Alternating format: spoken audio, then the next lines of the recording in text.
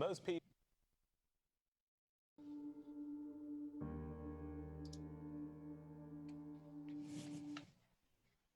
The most common reaction to a birch arrangement is, I didn't know flowers could look like.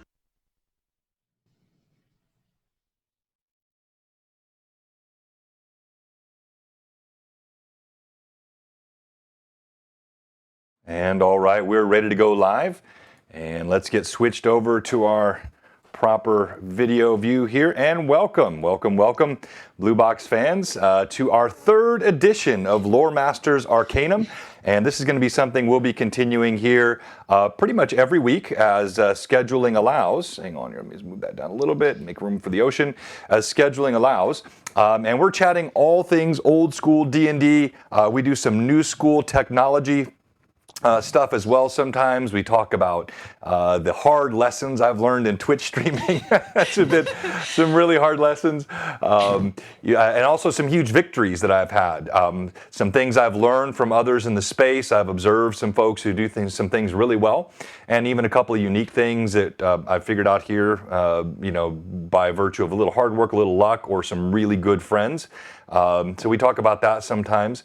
And of course, a big topic for us over the past several weeks and for the next several months has been what you're looking at in our background right now, which is Greyhawk Awakening, our new Blue Box campaign. Now, Loremaster's Arcanum is going to span broader than that. It's a more general thing, but of course, that's going to be a big topic for us. We're going to be talking about our upcoming Session 0 and Session 1, which will take place in the same week. And then we're also going to talk about the virtual Greyhawk Con, which is coming up in October. You're going to see that logo and information getting posted pretty regularly around, and that's something we're very excited about. But I'm joined, as always, by my co-star, Evelyn. Hello, Evelyn. How are you today? Hi. You making through with all things still semi-quarantined? Yep, we're doing okay. As okay as it can be right now, Sure. Yep. Well, I think it's increasingly normalizing, so that's good. It's been really nice to have our local session with the Rune Lords campaign physically in person the last couple of times. I've enjoyed that, but of course, the Greyhawk campaign will be all virtual. Right. Because we got players from a couple from here, but all over the country that are participating in this, literally scattered all over the country. And so I think that's going to be a lot of fun. So as always, welcome all of our viewers. You're welcome to jump in the conversation. I actually have a few questions for our viewers tonight. I like to interact, especially because we tend to get so many folks here. A nice eclectic mix of new players. We get 5e players that come in and are new to the game, and we have a lot of folks that have been in the game for 40 years and DM'd for 20-something, 30-something years. So it's a really nice mix of experience levels that we get. Oh, hey, Ali B, good to see you here tonight. So, Evelyn, you saw the three major topics I have there. Player death, that's always a fun one to talk about, and so many schools of thought on that. I'm going to get your opinions on that in a second. And then Monty Hall, which is a phrase that I've kind of bandied about here a little bit in the past several months, and I think a lot of folks know what that is, but I'm not sure everybody does. And specifically, what I'm going to do tonight is I'm going to pull some information from some Dragon magazines. So one of the things I've been doing is I've been cataloging all of my Dragon magazines, and I have, I've got quite a few, but, I don't have by any stretch of the imagination a full collection. I do have physical copies of both the ones I want to show tonight, and one of them is titled Curing the Monty Hall Malady, and I think this will be a fun one to talk about. We're also going to talk today about the spellbook stuff, and I think this is going to be really fun because I think this is an area, Evelyn, where, oh, hey, Bloodwild SW, hey. This is an area where I've been a bit lax. I think that the way that I've run spellbooks has been too loose, and I really like some increased discipline and regimen around how spellbooks work. I think it adds to the role play and the fun, and also it's part of the difficulty of being a spellcaster, part of the cost of it. So I'm going to talk about this article, I'm going to talk about some of my own ideas, and I want to get some ideas from folks in the audience. Good to have Jay with us as always. Jay, we're working on our shout outs. We're going to have channel shout outs and all that good stuff ready by the time we kick off live with our new streaming sessions. So I think those will be fun things to talk about. And then we're going to talk specifically about illusionist spells, and we're going to look at some things from that's our guy there, Monty Hall. That's where that phrase comes from. So we'll come back on, and yeah, we'll be rating you when we're done tonight, Jay. And then last thing we're going to talk about, at least that I have planned, is this complete Mage, which is a 3.5 resource. There's a lot of stuff in here I don't like. They just overcomplicate in too many different sort of specialty class type things. But I think it's a nice resource for some role play items. And since we've got an illusionist that's going to be in our new campaign, I was going to cover this for him as well. And I'm sure he's going to be watching us tonight. So with that said, let's start off, Evelyn, with the map that you're looking at behind you there. And you've seen Greyhawk maps before. What's different about this Greyhawk map? Other than I can't see all of it right now. No, you can't see all. It's kind of obvious in the upper left-hand corner. It's our logo. Yeah. Sorry, it was too obvious. You already saw that. Yeah, it's our logo. Yeah, so Greyhawk Awakening is the new name of the new campaign. Of course, the logo is on there for Blue Box, and this is, as always, courtesy of the amazing Anna B. Meyer. I have a brand new spanking 4K Greyhawk labeled. This is actually coded the Gasumba or the J map. Because it's got some modifications that were associated with the campaign that he's running. And as you know, there are different versions of Greyhawk. Right. So you have the the original Greyhawk, and then you had this major revolution forward from the Ashes, and then you had another leap forward with The Adventure Begins, and then you have one that is generally panned by most of the Greyhawk community that I've been around, which is the Living Greyhawk edition. So much so that I've not even read that, and that's just generally most people eschew that as actually even being lore.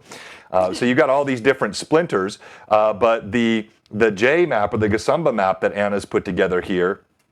Oh yeah, exactly. That's great, Jay. In fact, she was kind enough to give me this, and I'm doing some. I'm having some things prepped for our first session with this map, but then I'm going to update them when I get the new map, which will be completely updated with all the current stuff from the campaign version of Greyhawk that you/we are running. Dance of Demons Gourd Edition. Yeah, it's funny. I actually I'm just wrapping up Saga of Old City again. It's been 30-something years since I read it. And that held up well. A lot of the books that I read from my childhood, I've tried to go back to. Gygax wasn't the most incredible, prose author, but it's fun. Like he's got a fun, well-paced, story. I think I've enjoyed rereading Saga of Old City. All right, so Evelyn, let's start off player death. Talk to me about sort of what you've already experienced with player death. And your thoughts on what it takes or what it should take for a player to die. Well, I mean, like one of the biggest things about D&D, I think overall is, death has to be a very real possibility. You can't actually like really feel an achievement if there's no risk involved in it. So if everything's super easy, then there's not that sense of danger and adventure within your game. So I think it's necessary. And as far as like what it should take, I mean it should be fairly well balanced to the level of the player characters and things. And you don't ever want to necessarily intentionally TPK anybody, but you also want to create the challenge for your groups. So it's a matter of balancing all that. And sometimes the dice is against you, and we've seen that a couple of times in our campaigns by themselves. I mean, we lost 2 characters in our 4th Age campaign early on because the dice was against them. And it just happens that sometimes you're low on health and you just don't roll the right numbers and you're dead. And sometimes it's foolhardiness. Sometimes it's just the challenge is too great. Sometimes something's not quite balanced the way you want it to be, and they die. But it's all part of it. And it I think one of the greatest things about character death is that it adds another level to the story too. It Right. sometimes it can make a party that's completely, disjointed and not connected to each other actually bond over that loss that they've experienced. So it is a necessary part of that story building as much as it is a necessary part of actual life. So it's just, it has to happen and it has to be a possibility. No, I like that. I think that you said a couple really good things there, and in particular, you talked about the relationship between foolhardiness and poor dice rolls. And to me, 90%, if not more, of all player deaths in campaigns that I have run, in my 40 years of DMing, are a combination of those two things. It's a sort of a vector, if you will. If you've got on one hand an escalating level of player foolishness, and then you have on the opposite end of this triangle this idea of poor dice rolls, and they meet somewhere. Oh, hello, Anna. Yes, yeah. You see, we've got your map in the background. Thank you so much. And so when players do things that are, ignoring DM hints, playing out of character, generally being not as cautious as one thinks that they should be, then that escalates their risk of death. And then when that coincides with, I think of Tiernal as an example, new player in one of our campaigns several months ago, a first level gnome, and he decides to run headlong with his other first level buddy into the cave where they knew there was a giant she-bear, mother bear. They had seen her, and they ran in there ill-prepared, no plan. Now that in and of itself didn't kill him, right? But it put him in a high degree of risk. Yeah. As he's running out, makes his escape, his roll's a 1, he confirms the fumble, he stumbles, falls flat on his face, bear is on him, game over, right? So it's a combination. That's a lot of the player deaths that I see. Now TPKs, those are a bit tougher. Normally, that's either a mistake by me as a DM, I haven't balanced things properly, or I haven't given the players the proper clues. I think that TPK should be an option. If I put a red dragon in front of the third level PCs in our 4th, 5th, 6th session, and I don't give them any means of escape, that their choice is only to fight this beast head on, well, they're dead, right? So I have then effectively just killed them. That's not what the game is about. They should be looking for, okay, is there another way for us to get out of this without taking on a dragon headlong, right? And sometimes players have to realize there are some fights that they can't fight yet. They're not ready for, and because I think that a lot of, at least my generation of D&D players, we've played so many MMORPGs that we're like, oh yeah, we have to fight every monster. We have to fight every monster and win. That sometimes you forget that it's not like that in D&D. You're, as a hero, you're still, like, as you level up, you gain more skill because you have gone through that and you've learned. And one of the things you have to learn on the way is not every fight is possible yet. No, and I think that's a cause of death as well for a lot of people, is they don't realize that they probably shouldn't fight that thing yet. No, it's a great point. And as a DM too, and as a player, you got to think about that, because if I put the paladin in front of a patently evil character committing an openly evil and hostile act, I'm probably putting him in a position where he's forced to respond. But most situations are much more nuanced than that, and it's a great point. I think a lot of the problem, this is just John, the blue box sort of philosophy. I think that a lot of today's role playing, including, not necessarily, but it sort of leans that way with the 5e rule set, makes it more like a CRPG. It's more like a computer role-playing game. You got things like short rest. Short rest in the middle of the day, like boom, you're getting more hit points back, you're getting certain abilities restored. The speed at which you will heal from those things, the way they handle death. We're going to look at that here in a second. I think it's an homage to a generation that has grown up with systems that are more like computer role-playing games. And I love computer role-playing games. I played all the Baldur's Gates. I played through Skyrim all the way to the end. I've been in Pillars of Infinity, and I love those kinds of games. But they should be different than D&D. Right. So I want to talk a little bit about how I do player death.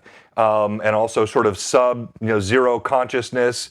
Talk about some rules that I've seen used, and then I'm curious as to the thoughts of any of our viewers as well. So I'm going to bring up here something I don't use, which is the way the 5e system is set up, just so I can contrast. And there are a lot of good things in the way 5e structures their combat. So this is a 5e sort of summary of combat rules, and there is a lot of detail and thought. It's not as strategy or tactically game oriented as 4e was by any stretch. But when you get to the subject of dropping to 0 hit points, this is the way the 5e rule system works. You begin by going unconscious. Well, that's pretty consistent. Most systems of D&D, you hit 0, you go unconscious. Now, in the way that I've always seen the game played, in the way I played, the beginning rule set I knew was -10 was dead. So I could go to, if I had 6 hit points and I got hit for 14, well, I'm at -8. I'm unconscious, but I'm 2 points away from death. All right? Well, in the 5e system, 0 is 0. The only time more than 0 matters is on this rule for instant death. And this is how they're making up with the fact that they're not tracking negatives. They're saying, if you have 12 hit points, as an example, and you have 6 remaining and you get hit for 18, well, that takes you past the 12, or takes you to the 12 rather, that you would be your maximum. So that's how you can die from a big shot. I think that's just, it's an okay mechanic, but the way I prefer it and the way we run it in my campaigns is the more traditional. You're unconscious at 0, you die at -10. So that means if you've got 3 hit points and you get hit for 15, you're dead. Guess what? Insta-death was already there. It was already part of the system. But it doesn't need a separate rule. And then the other thing that I've done is I have made it where I add the player's con bonus to that -10, right? So if you've got a -1, you use the -10 rule as well, Bloodwild. The one little tweak I've done to that, and it's kind of a house rule, if you've got a -1 to con, let's say you got an 8 con, 9. right? If you got that 8 con, then your negative is 9, not 10. You're just naturally more frail. You're more likely to die. Conversely, if your half-orc has an 18 con, then he can go to -14 before he dies. It makes him a little bit hardier and a little more difficult to kill. So I think it's a nice little wrinkle that further reflects the way the character deaths play out and seem realistic. What are your thoughts on that? And have you sampled different? I know mostly what you've played has been with me, but you've done some other things as well. Yeah. I mean, I think the -10 and adjusted the way that you run it makes a lot of sense to me. I mean, it is kind of, I would say I've looked a lot at 5e, and I mean, before I played with you, I played 3.5 with my my other group as well. So that I'm pretty used to that general rule set. But yeah, I think 5e is a little, because it's your full hit point total. I think eventually that you have to lose, if I remember correctly. No, that's actually a really good point. So your insta-death, it's not your sort of first level hit point max. So if you got 50, if you got 50 hit points regularly and you're at 10, and that red dragon blasts you with a 57-point fireball, puts you at -47, you're technically not insta-dead. You're just, that's... I mean, you're making death saves. But right, you're making death save, right. But that's, you get 3 of those. And I think even the rule that you take damage, I mean, it's sort of arbitrary the way they do it, that if you take damage when you're unconscious, you have to make a death saving throw or die. Well, I think that's got to be variable. If you're at -2 and the damage that you take is a bit of acid that was another character sprays on you and does 3 points of damage, I don't think you should be qualifying for instant death. Conversely, if you're unconscious and the swordsman walks up to you, you're prone and no one's interfering, you're dead. I mean, there's nothing you can do. Your throat is slit, you're dead, right? Yeah, because I think if I remember correctly, it's if they attack you while you're unconscious in 5e, it's automatically 2 lost death saves, and then you have so every attack unconscious is 2 death saves down rather than immediately being dead. Yeah, so I think it's actually right here, and I think it's actually, I mean, if I'm remembering right, No, you only suffer one death save throw failure if you I take thought damage. if it was unconscious. If you're here, Okay. if it's right here, it's highlighted. If you're hit with a critical while you're unconscious, you lose 2 death saves. I'm like, Yeah. what? I'm sorry, I shouldn't. That's not the attitude I want to take. I love a lot of things in the system, and a lot of the people that we're working with, they love and they play this system, and I don't want to be. It just doesn't make sense to me. Like if you're unconscious and you're prone and you're critically hit, there's no saving throws to me. You're dead. Okay, you're dead. I agree with that as well. I mean, you're not able to avoid that damage in any sort of way if you're unconscious.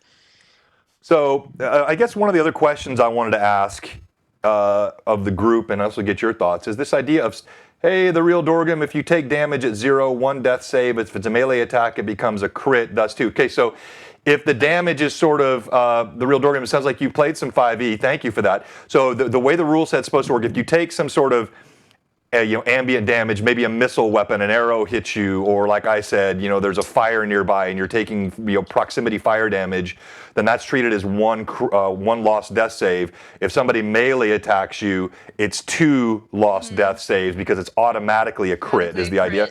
Yeah, I mean, I think that makes a little more sense.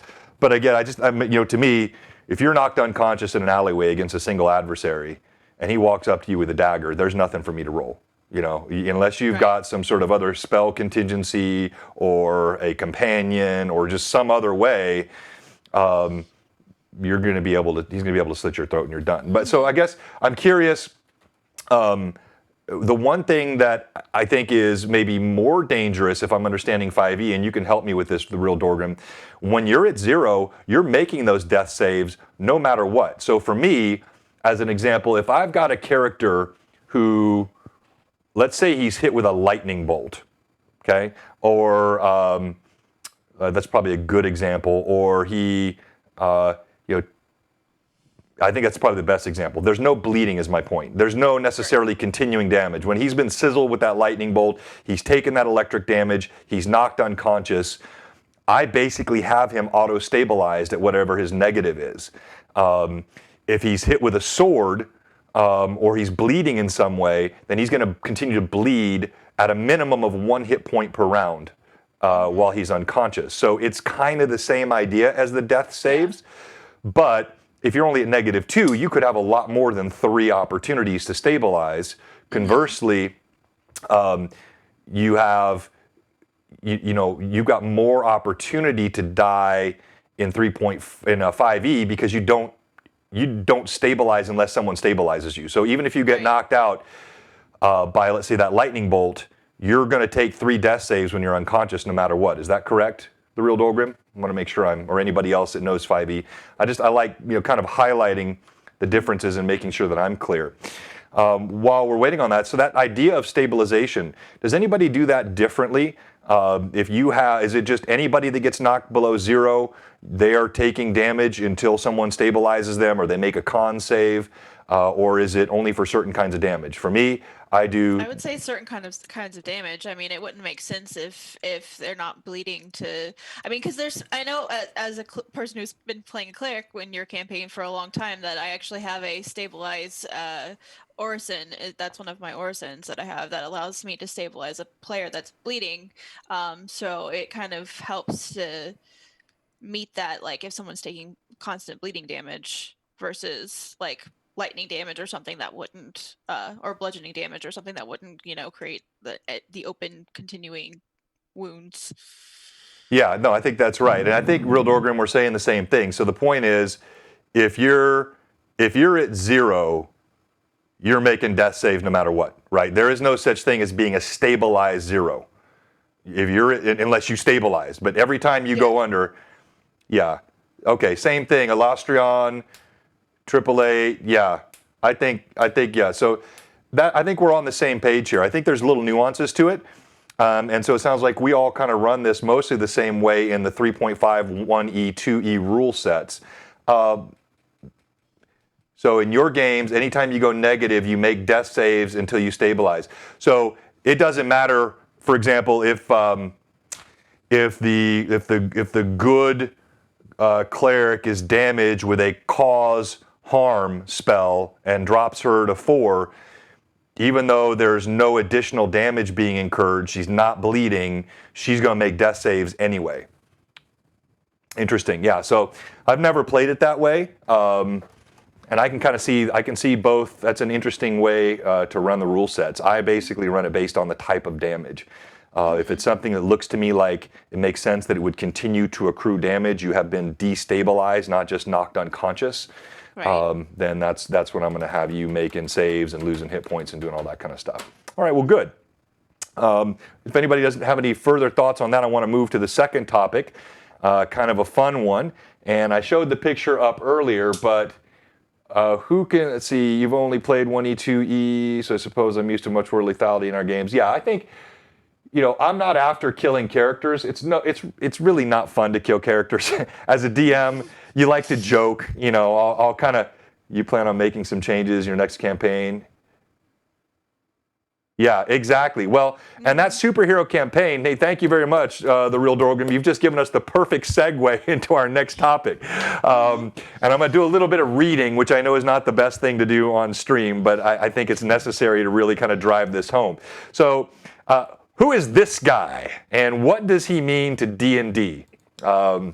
Evelyn, you know this already. I've talked to you about it. Yep. I've watched it before. You watch it? So. Oh, hey, Monkey King Twitch. Good to have you on with us, Monkey King you. Twitch. Thank you for the follow.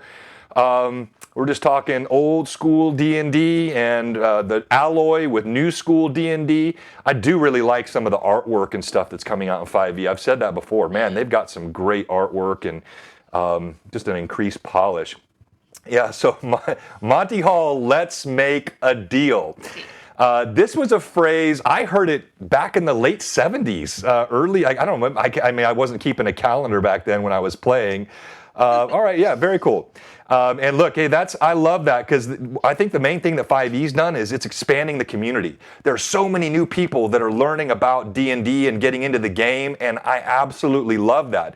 And I think what some of the more, to me, it feels very much like the early days of D&D. If you went back, in the late... Oh, mic down. Get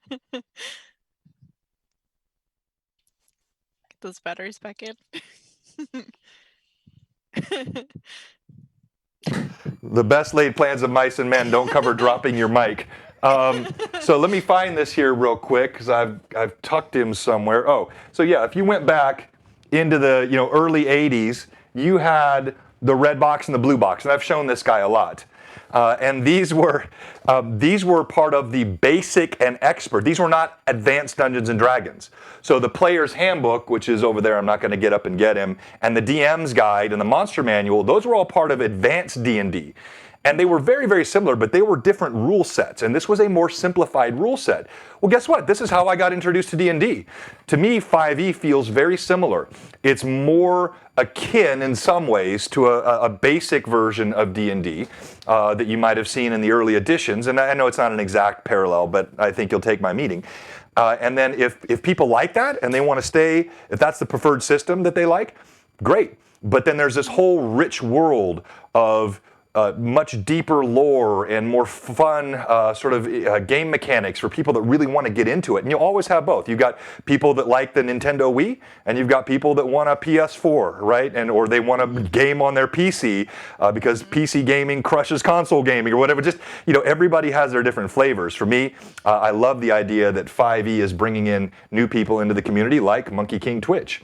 All right, so what about Monty Hall? Let's just quickly switch to this great Dragon Magazine article called Curing the Monty Hall Malady. And rather than tell you what Monty Hall is, I'll read it to you. So this first one, in case you can't read it there on Twitch. My players have characters who've created spells that propel them through time and space at tremendous rates. They've looted, this is a series of letters that they were getting to the Dragon Magazine editors back in the 80s. This one is issue number 80. This guy right here. Yes, I have him in hard copy. So these letters were coming in, and it was making the editors of their heads explode. they have brought many futuristic devices that could destroy Greyhawk in many of the planes. They own several battle stars, and they have a large stock of AT-AT walkers from The Empire Strikes Back. How do I keep them from destroying Greyhawk and creating an incredibly boring campaign? That's an example. Oh yeah, exactly. The Menser Red Box. That was the true basic, the first one. And then I'm just going to skip over to the next column. I'm not going to read all this. I have a 65th level cleric character, and I want to know if he can get more spells and magic items. Also, how many times can my character use a spell at will if high level characters can use several spells at once?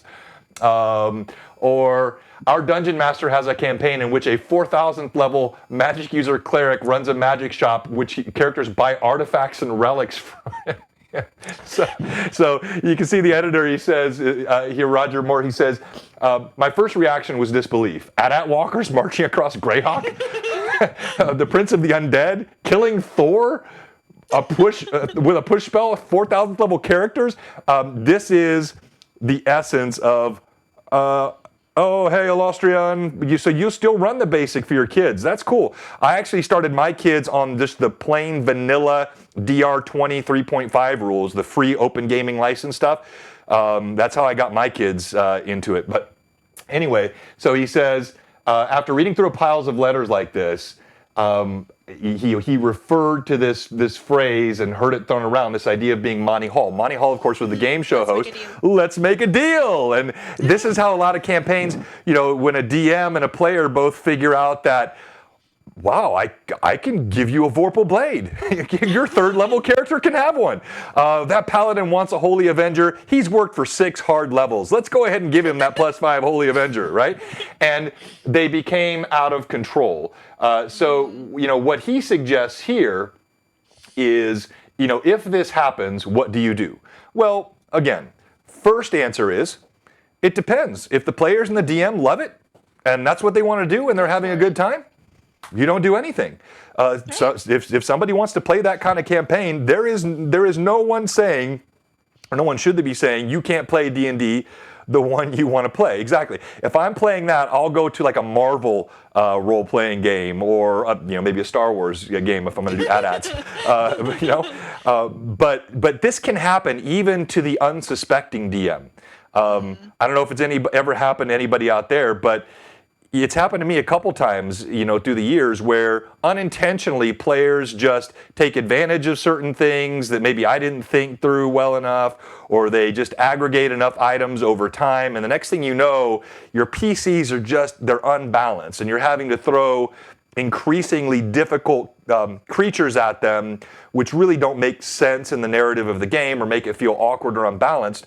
What do you do? Well, his main suggestion here, Moore's main suggestion here is start a new campaign.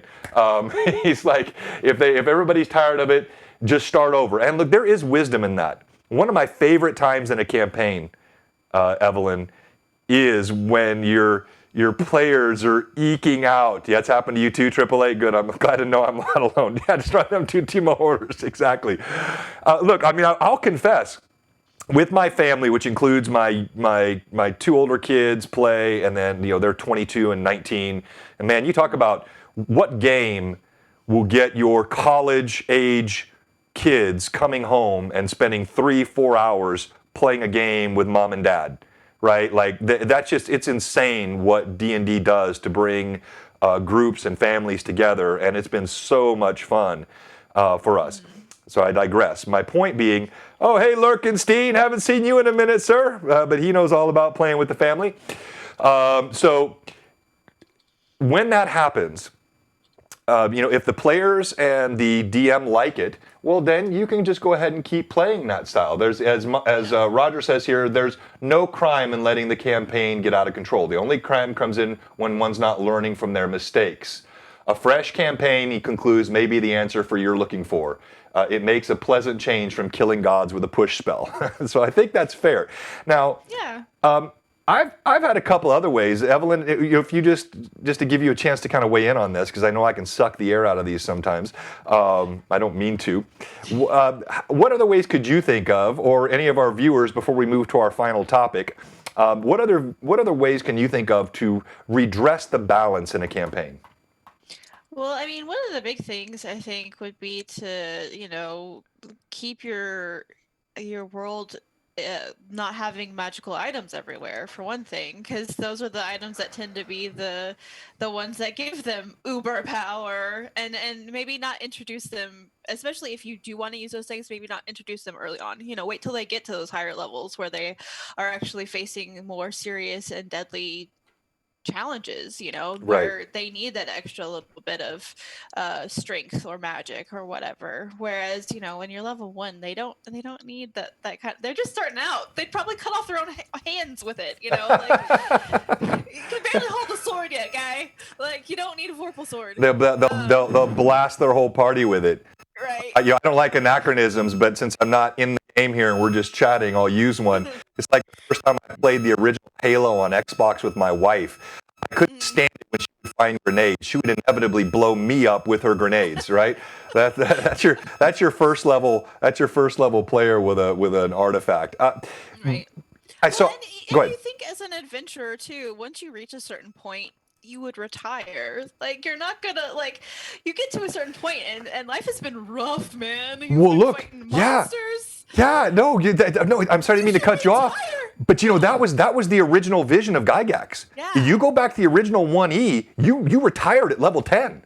There were no level 27 magic users in that system. In fact, some of the stuff I've read, and obviously I never got to sit down and talk with Gary, and if people did and they know better, but what I've read is that he literally couldn't wrap his head around why somebody would want to play a character that high level. That it just, to him, it seemed like it would remove all the fun from it. So like Lurkenstein and Bloodwild have both said, and yeah, so Elastron 41, you kind of moved on to a new campaign. That's sort of more suggestion here. I like low magic campaigns. In fact, the world of Greyhawk, that's about as high magic as I like. Greyhawk is not a low magic world. I mean, it's not an epic level magic world, but it's not as low magic, for example, as the Middle Earth world. If you look at Middle Earth, I consider that a pretty darn low magic world. You've got a very sparse amount of magic items. You look at what Gandalf did. I mean, he didn't show a whole lot of different, magical capabilities. He was pretty limited in the scope of the magic that he showed. And if you read Even through the really ancient elves, like Galadriel and Celebrimbor, like the magic they had wasn't super powerful. They weren't doing spells and stuff all the time. It was just an innate part of who they were. It wasn't like, oh, I'm gonna blast Sauron over here. Like the only real people that showed any magic were Gandalf and Saruman, and they only used it very sparingly. No, exactly. I think that's a great point. And so I think that's the idea of the struggle, that when you as a player have to struggle to get what you want. You remember what it's like to be first level, and to be afraid of every knoll that you encounter, and you're counting your gold and you're saving up for that decent suit of armor. That's a magical time. No pun intended. And then if the more you can prolong that sense of the wonder of the game world and the attainment of the things that you're looking for, I think that really just makes it more fun for most players. Certainly makes it more fun for me as a DM. Now, if you like high magic campaigns, I got off track earlier, but I referenced the game I played with my family. I ran one of the mythic campaigns that Pathfinder has, and their sort of mythic system. To me, it was almost impossible to run. Right. But I still got it. As a DM, I was able to make it work, and they had a lot of fun playing it. But it's just not the style that I would normally prefer. So if you look at Greyhawk's a fairly strong magic level in it as a world. I'd put Lord of the Rings a level down. If you look at the game world that I'm building, which I'm not talking much anymore because that's off to 2021 and beyond, but it's super low magic. In fact, the whole premise of it has to do with the destruction of magic items and the selective genocide of humans that had the spark of magic. So it's sort of a forced low magic game world. And I just think, to me, that's what players over the long haul, they enjoy more. Then, if that paladin does, after 3 years of real-time labor and toils and near-death experiences somehow managed to get his hands on a Holy Avenger, it is truly one of those holy moments for him. Yeah. And those are the golden moments of the game. Okay, so D&D player 888, sorry I was on a roll there. One of them had an item that was overpowering anything, added curses to it. Eventually the players wanted to get rid of it. One of those players to this day doesn't trust the magics I put in the world. I refuse. Such great stories. Like, you know what? Guys, you're giving me inspiration here for another episode. One of our Loremaster Arcanums, since we have a lot of old school players, we have a lot of D&D DMs that come onto this stream. I'd like to swap some stories on various ways that we did things to defeat players sort of trying to get around the rules or circumvent the rules of the game or teach them caution. Your idea there of the potion of delusion. I had one of my players early on in a campaign several years ago found a ring and didn't ask anybody to identify it. And he put it right on his finger, and I had made it. It was the let's see, what did I call it? It was the it was sort of the ring of awful, OFFAL, the ring of awful scent, and so it literally made him smell putrid, like he was scraped from the bottom of a privy, and his finger started turning black. And he couldn't remove it. Ultimately, he wound up having to, with his axe, chop his own finger off to remove the ring. That player has ever been mistrustful of my magic items. And I think it makes the game more fun. So I think you're on the right areas. Before we kind of move on to the last topic. Golf Professor the Best. Good to have you on with us, Golf Professor the Best. Yeah, it was. That was kind of a fun one, and it's fun to do stuff like that as a DM, where you really are you're teaching the player a lesson, but not in a way that's mean-spirited, and they do learn, and they tend to learn those things once, and they become more cautious players. So last thing I'll say on this before we move to our final topic, and I want to be done in plenty of time to give Jay a raid. If you're with us, we will be, takes notes for the next campaign. We will be raiding Jay. We do this stream every Wednesday right leading up to Lord Gasumba's channel, and you definitely want to check him out. Especially a lot of you seem really interested in the old school stuff, learning about Greyhawk. That's fantastic, and so you're going to really, Lurkenstein, all of you guys are going to like what you see from him. So last thing I'll say on this before I move to the final topic is I like that direction that 888 is suggesting here, which is you don't have to start the campaign over. You can do different, if you like the players, if you think there's still a story to be told there and things have just gotten unbalanced, what happens if they get captured? What happens if they get in a situation where they're stripped of all their items? They're incapacitated. They face a very high-level foe or some magic which disables them, and they wake up and they've got nothing but their birthday suit.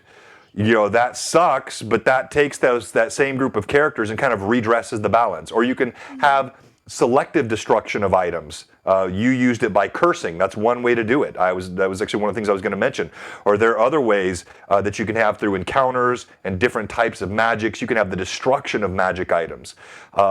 If the players Very are... crafty thief comes by and nicks some stuff off of them. Yeah, exactly. I mean, there's a lot of ways that you can redress balance, and you don't have to live with the Let's Make a Deal campaign. All right.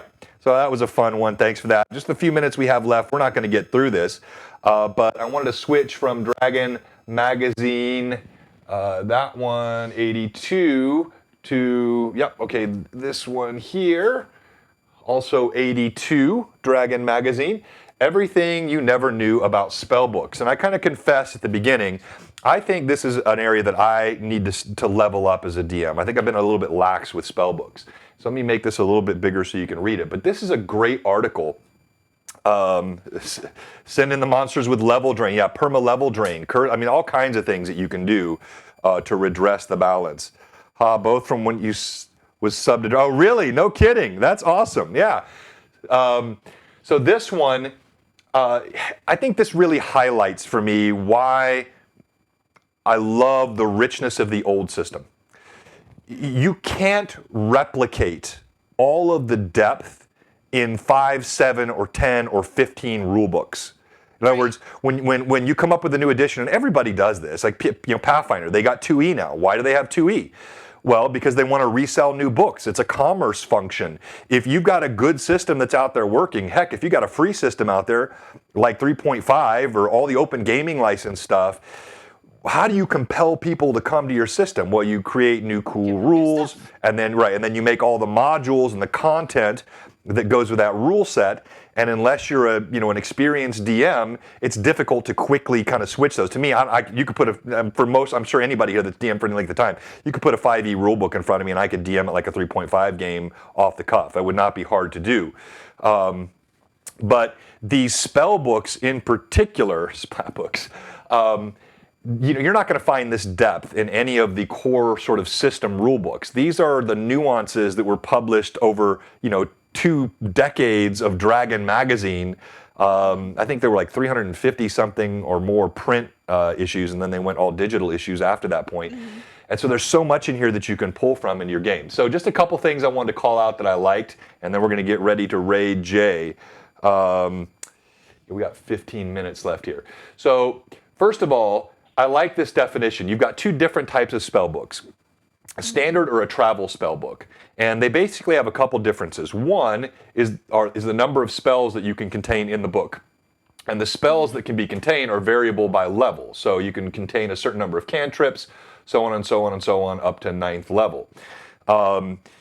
If you have, and then the second thing is the cost of the book. So one is the amount of spells it holds, the second is the cost. A standard spell book should cost 1,000 pieces of gold. And we'll talk about gold in a second. And then the third piece is the physical size of the book. So the larger spell book, you'll see here the traveling book, the larger spell book is 16 inches in height, 12 inches wide, 6 inches thick. This is a beefy tome to be a full-size spell book. And you have leeway, you can reduce it obviously as a DM, but that's kind of their general guidance. And the weight is about 150 pieces of gold. So this is a heavy book. You could fit that volume in an otherwise empty backpack or a large sack. And that gives you ideas for the cover of the book. And like any of these things, you don't have to bring this into your game, but they're there for you if you want to. And I think this is a great sort of system and process to run in your, you can run in a 5e game, a 3.5 game, a 1e, 2e game. I think it's a fun way to run your spell books.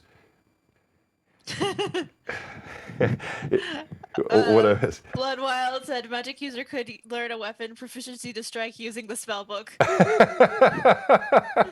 That's exactly right. Just tie a rope to the end of it, make it a mace, a flail. A traveling spell book, obviously smaller, also less expensive. I believe they indicate it's a 500 gold piece item here, if I remember from what I read. Yeah, 500 gold piece. But then also a cost per spell that's copied into it.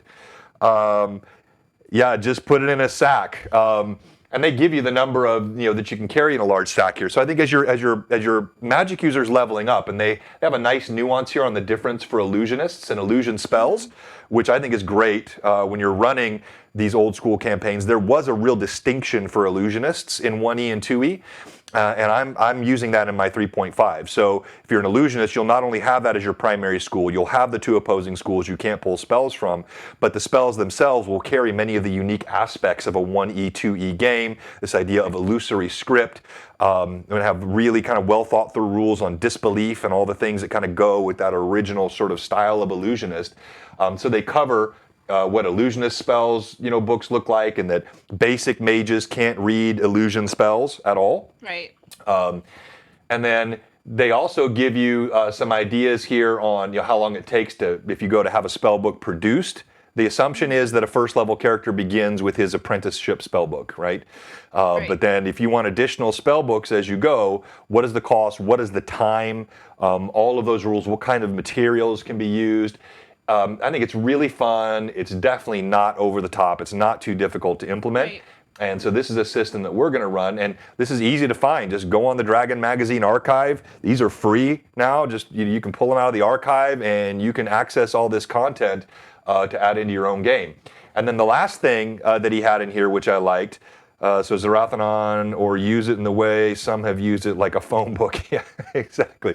The last item they have in here is some examples of spell books. They said, Ed Greenwood said, it's surprising how few spell books are found in tombs and ruins, given the great profusion of magic running around, isn't it? But perhaps not. The fascination and value of such work is often enough to excite the richest and mightiest of passerby, and as a result, very few of these books remain long undisturbed.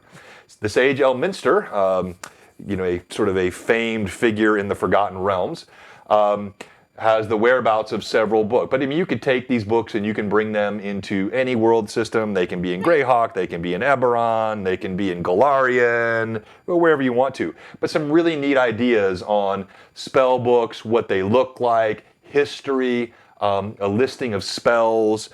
So some great ideas for the DM in here. You can take something like this, easily just tweak it for whatever your game world is, and change it from just a spell book that has a few, basic spells in it to something which feels like more a part of the lore of the world. Evelyn, look, you had something you wanted to say.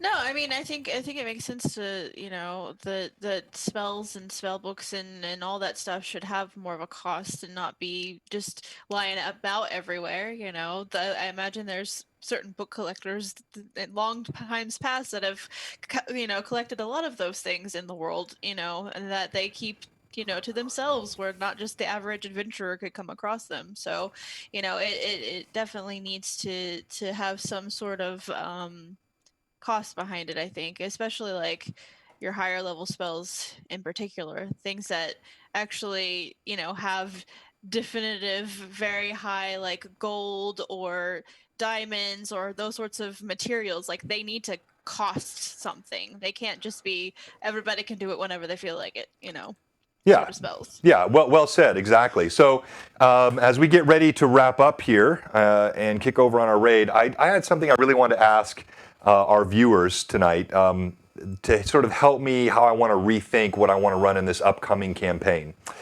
And that is how you treat the various elements of spell casting. So you've got your verbal, your somatic, and your material, right? This has been around from the beginning of time. Well, you go back, in fact, let me just pull it up. You look at the material components in some of these spells that are listed here in those spell books. The corpse is not too tough, but let's go to where's right magic. Right magic. To write, you need giant octopus ink, a pinch of graphite, a drop of the writer's blood, a basilisk eye, and a whole plant, including roots of lady's mantle. Right. So a basilisk eye. I mean, that's a tough spell component to get, right? Mm-hmm. So I have always, I've observed the material, or pardon me, the somatic, I've observed the verbal. If you've got, a cone of silence, there's not going to be a verbal component, like spell requiring verbal, cast. If your hands are tied, there's not going to be something that requires somatics. But I've really shied away from getting this deep with material components. Right. So the most common system I've seen, and what I think I want to continue with, but I'm curious about balance, is a monetary system. So if it's an X level spell, it takes X amount of gold in components, and it's assumed just sort of as part of the game that the mage, when he's in town and when he's finding these various components, or maybe what I've typically done is if there was something exceptional, I think a basilisk guy is a pretty high ask for something as simple as write, just personally, but then I would require them to physically get that, because that's a great quest. Right, yeah. That's a fun thing to weave into your game. Maybe you need, rule 42, play the game you want to, exactly. But I'm curious for our viewers, a lot of these old school players, how do you handle component costs? Do you run strict components?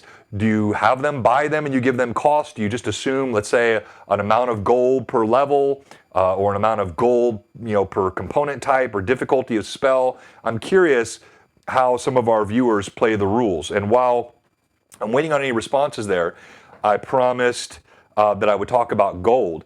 Even when you look at gold in this article, where if I go back to the spell books, and you've got the cost of a spell book, a standard spell book that you're going to purchase with no spells in it, just the book itself is 1,000 gold pieces.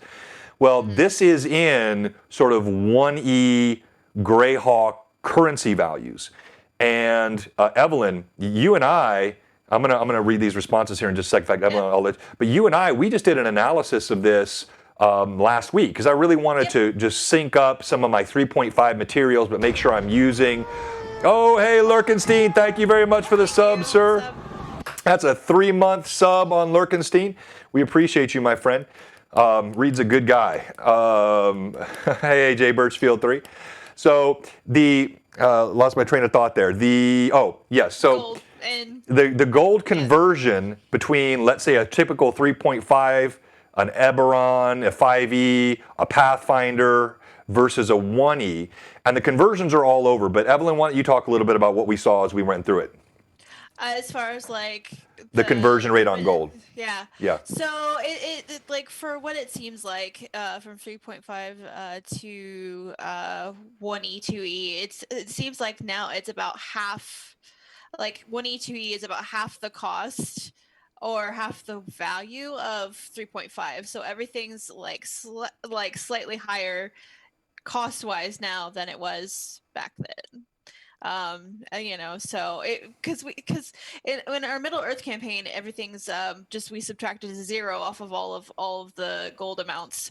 But yes, it was a 10th factor, right? So if it was if something in 3.5 Eberron or Golarion was 500 gold, it was going to be 50 gold in that game world, right? But with this, it actually is 50% less than it is in 3.5.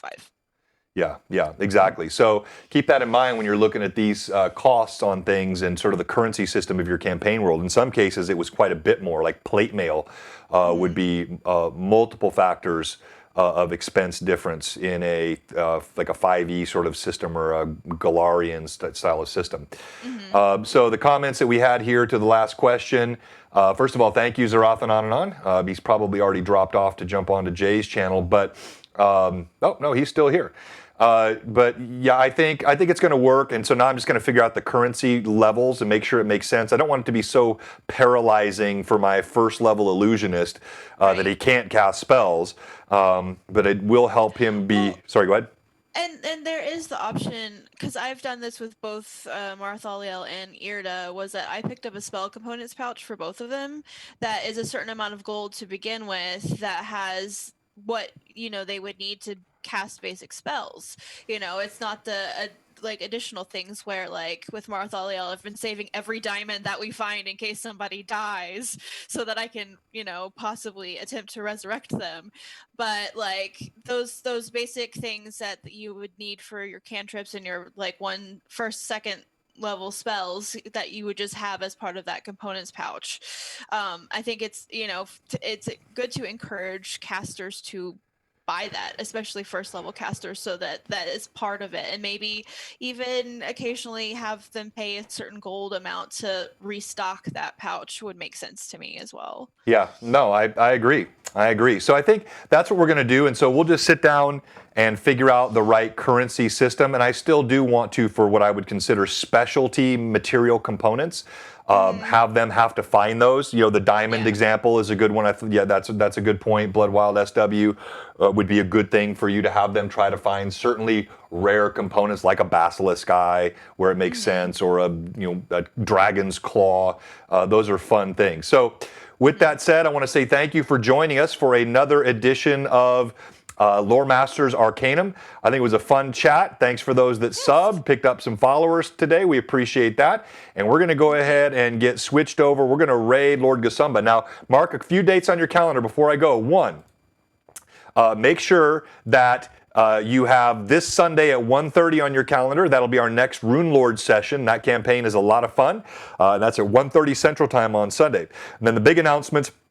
Saturday, June 6th at 6 o'clock. That is Campaign 0, hosted by Lord Gasumba. Yours truly will be a player, which I love. I never get to play in that Session 0 or pilot episode. And then Tuesday, June 9th, that'll be our regular weekly session of Greyhawk Awakening, and that'll be starting at 5 o'clock Central Time each Tuesday. So sort of an early evening, be like a 6 to 9 Central Time, 5 to 7:38 Central, or pardon me, 6 to 9 Eastern, 5 to 7:38 Central Time. It's going to be a really fun thing. And, oh, you're going to be a con, be a player. Exactly. All right, here we go, guys. We're rating Gasumba. Thank you so much for joining Blue Box. Bye, guys.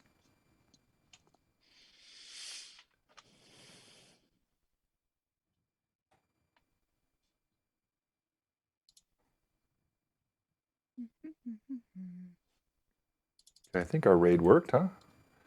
Yep.